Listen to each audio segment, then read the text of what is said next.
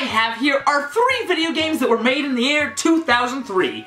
Each one is great in its own right, and that's probably why they won Game of the Year awards in their respective year. Well, I'm here to go ahead and compare and contrast them to decide which game I think is, my favorite. And I am very proud to say that I don't have any bias. Each one of the 3 games has the same amount of chance winning that the other ones do.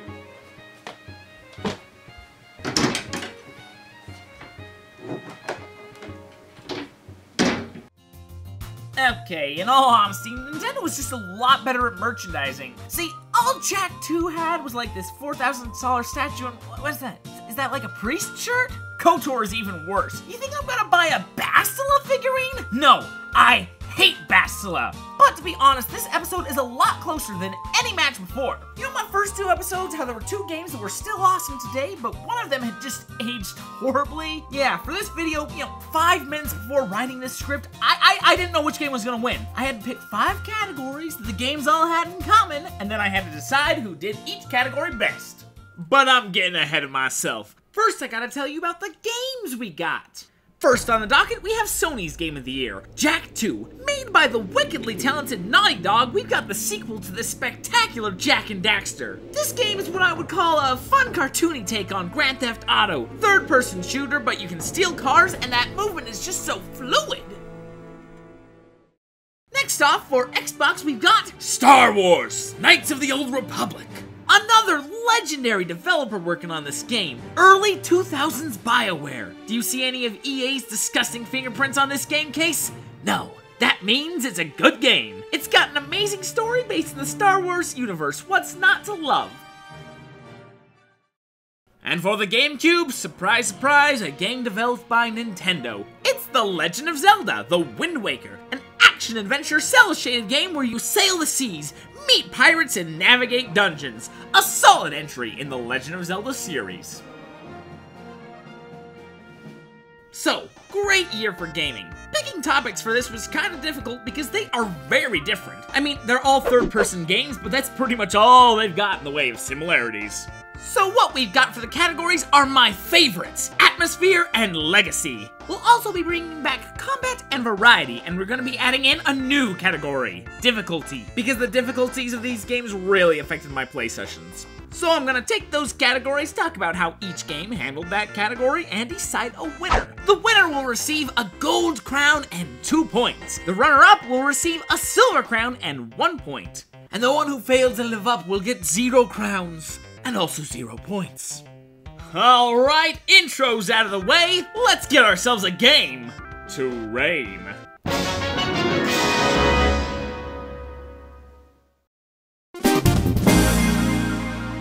Okay, so a video game's job is to help you escape from your life. To do this, they're gonna need graphics, they're gonna need music, and they're gonna need sound effects. These games have got all of those. But which of these games combines them all the best to create the better world? Alright, so Jak 2 has got some truly amazing atmosphere. The squash and stretch visuals look great. The whole game goes for like this dark and edgy feel. And like 2 minutes into the game, Jak is captured and tortured for 2 years and given an evil form. This game is targeted at a younger demographic, and honestly, with how much I made fun of Watch Dogs 2 for trying to be hard and edgy, I should be making fun of this game, but I can't! Haven City has such a dark, foreboding feeling, and the characters, I feel like I should be mocking them, but the voice acting is top-notch. For example, Thorn. He sounds like a tryhard, but his performance is so good! Water is back on. I'd love to see the heads roll when the Baron finds out.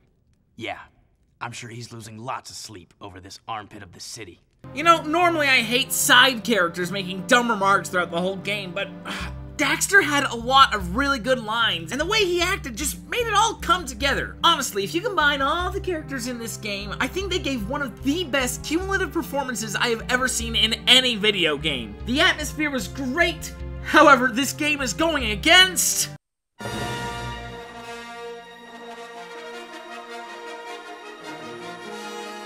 Oh wait, hold on. Do you hear that? Do you know what that sound is? That's the sound of BioWare having one of the most unfair advantages in this category of all time. They have John frickin' Williams music to work with. They have access to Star Wars sounds. Hey game, do you have blaster noises? Oh yeah. What about lightsabers? Oh yes! But tell me, do you have Jawa sounds? Do I just give them the gold crown now? I mean, I could. They have top-notch sound design, but the graphics are a bit lacking. You know, Jak and Zelda have aged so well because they went for their stylized graphics. But KoTOR went for those realistic graphics. On an original Xbox, it doesn't really look so good 15 years later. But on the other hand, the environments. They made Kashyyyk, they made Tatooine, and they just did a stellar job bringing all of these legendary worlds into your living room. Alright, Legend of Zelda, The Windwaker. Or at least that's what this moron on eBay titled it as. You don't see me complaining though, because nobody else bid on this game, because everybody else was searching for Windwaker. Heck, even Google Docs is like, hey idiot, the name of the game is Windwaker. So, what's the atmosphere in this game? See, the good thing about looking at this game in 2018 is that all the people who are crying about the game being cel-shaded graphics have mostly come to agree that the game is very cool and has a respectable art style, right?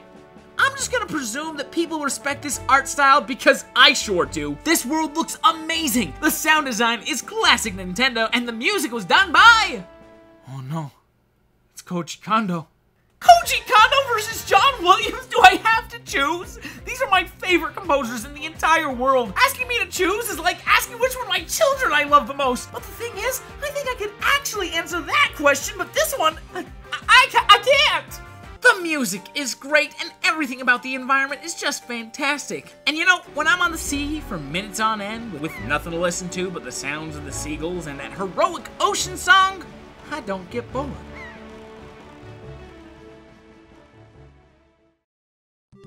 So how do we divide up these points? I think that every game does an amazing job in this category, and I feel bad for Jak too, because any other game, and it would probably win. But we're dealing with Star Wars and Zelda here, and while it tears me up inside to pick a winner, I think that Windwaker takes second place. I know I didn't say anything bad about Zelda, and I did not KoTOR's graphics, but when I was playing Knights of the Old Republic, there was a moment where the background music was the theme of the Force. Also, if I didn't choose a game that got the sound of the lightsaber just right, I think I would literally be murdering my inner child. So here's the point for the atmosphere.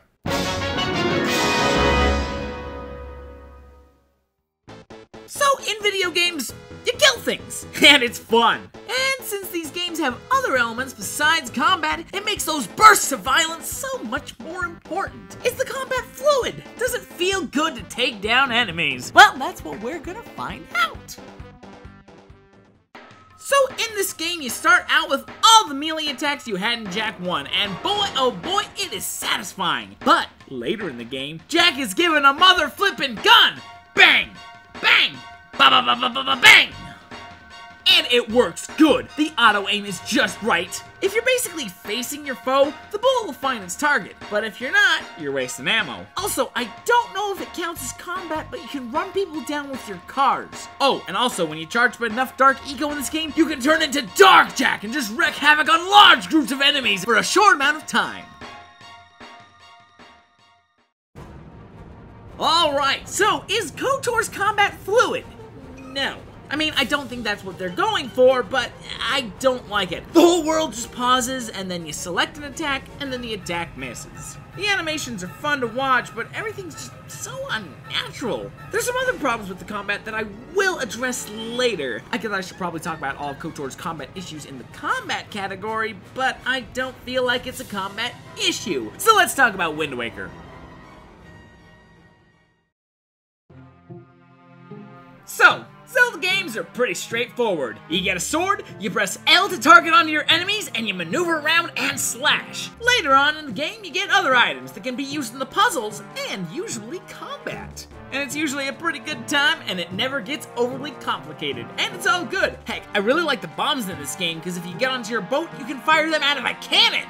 Boom! Did you see that? I I just shot a giant squid in the face. And do I feel remorse? No, I feel amazing.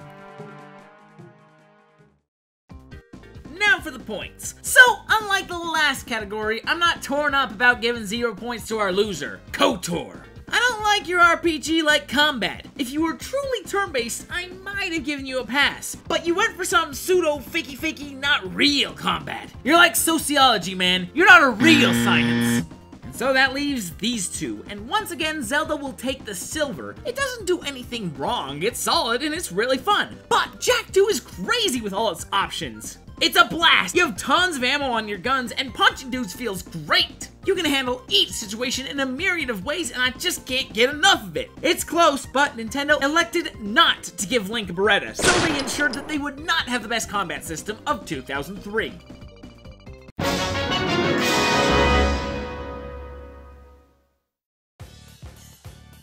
The spice of life. A game can get stale when it's several hours long. Games that pump in variety may mess themselves up by stretching themselves too thin, but when the elements are done right, they can make a game that much better.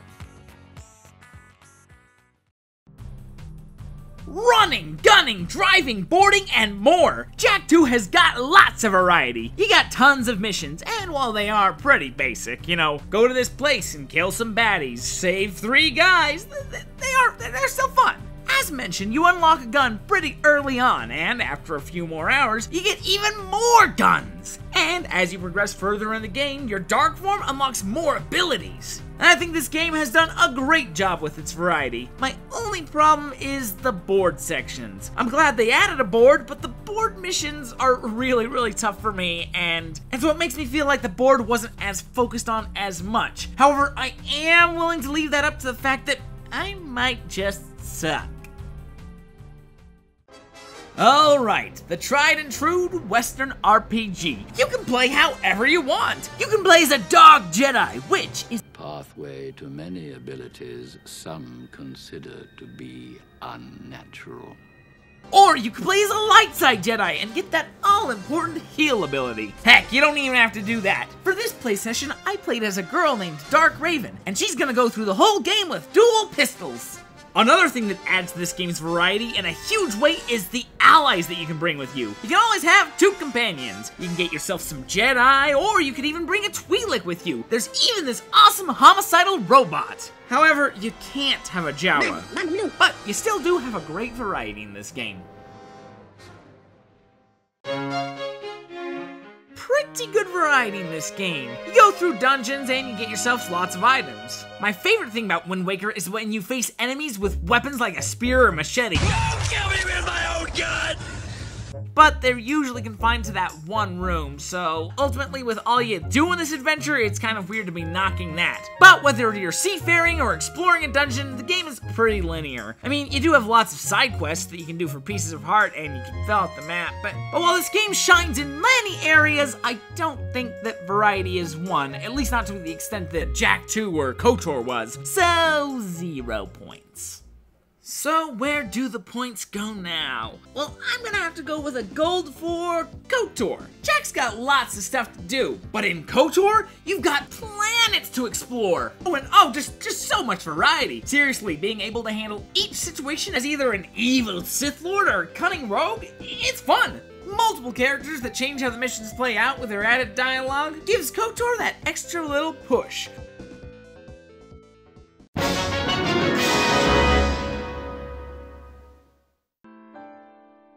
There's a fine line between a breeze and a slog. Everyone has different difficulty thresholds. For me personally, I like to get knocked down every so often, but I don't like getting knocked down more than 2 times. All of these games are wildly varied in their difficulty. Now this video game does a very good job. A lot of the missions are just right. There are just, however, some huge difficulty spikes that you'll go through. Let's say you go through 4 missions. It'll take about an hour to do those missions. The first 3 will take 5 minutes each, and then that last one will be 45 minutes. The ones that kind of stick out to me is this one that was super long and had no health drops on it. This forsaken wall with these RNG rocks. and chasing down these dragons on my hoverboard. Woo! Chasing down these dragons on my hoverboard. This was so annoying, it requires perfection, and most of the time, Jack won't even tackle the guys!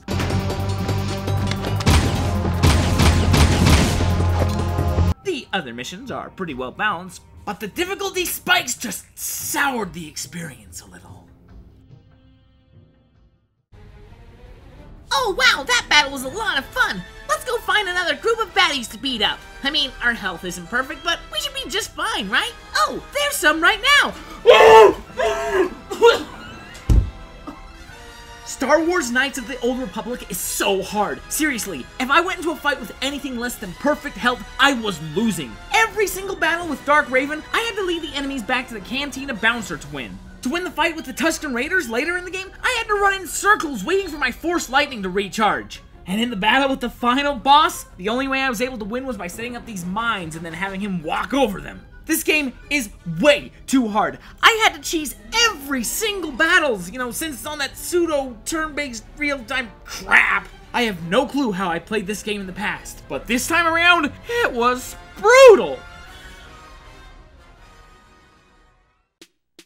This game is made for children, so the difficulty is actually perfect for me. Seriously, the first dungeon, I just flew straight through it. And the second one was a little harder, but not by too much. And since I only play games for about 6 hours for Game Rain, I didn't get to see if they got really bad. But I did die in combat a couple of times. And there were a couple puzzles I had to think about for a little bit. So the points are as follows. As mentioned, the challenge for Jack 2 was on the nose, but it only gets the silver because of those spikes. No consistency. The other two, on the other hand, were extremely consistent. Unfortunately, KoTOR was consistently painful. So here's your crown, The Legend of Zelda. Now, we move on to our final category. Legacy. AKA, do I like playing this game in 2018? Also, I look at how the games persist today. Alright, buddy, you're not gonna be able to win this one, and I'm not gonna let you take points away from any of the other two. Don't get me wrong, this game was a blast, and I might just finish it on my own time. But honestly, what kind of a legacy does the second game in a discontinued franchise have? The first one was an important game. The third one was a great final hurrah. But the second one is forgettable despite being great.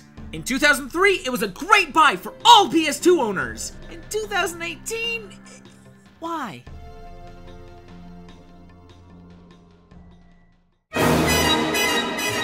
A bittersweet game.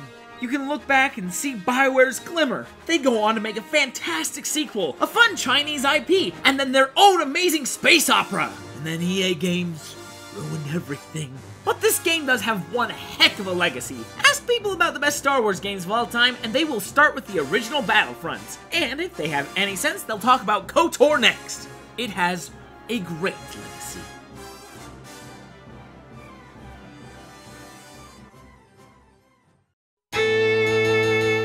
Another legacy for the ages. One of the greatest installments in the Legend of Zelda franchise.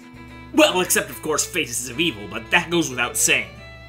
I won! The Wii U remake is a gift from the heavens, and I can't really say anything bad about this game. But ultimately, since it's part of the Zelda franchise, I feel it doesn't get talked about as much as KoTOR when discussing legacies. But in 2018, this is the funnest game to play. I've already made a video for KoTOR, but, it's one of my older videos, and you know how YouTubers are about their older content. They don't think that is very good. However, I am super excited to do a full-fledged review for Windwaker. I already plan to do one like November or either next November, all the way 2019, because here's the thing, while I was recording the footage for that, I was upset that I wasn't doing a traditional review, because there were a lot of funny jokes that just, I'm like, I can't really do that since I'm doing the Game Rain. But, here's the score for this year's Game Rain. This has got to be the funnest episode I've shot of this show yet, because all three of the games were genuinely good. well, let me get you ready for the next episode of Game Rain. We will be looking at the games from 2004. The best games are Metroid Prime 2, GTA San Andreas, and Halo 2. So I will not be doing those games. I've already covered Metroid and GTA 3 and Halo 1, and I did not like the old GTA and Metroid games, and I absolutely love Halo 2. So it wouldn't be fair at all. So instead, I will be picking the runners-up for 2004. Pikmin 2, Monster Hunter, and Ninja Gaiden. I look forward to it. Bye.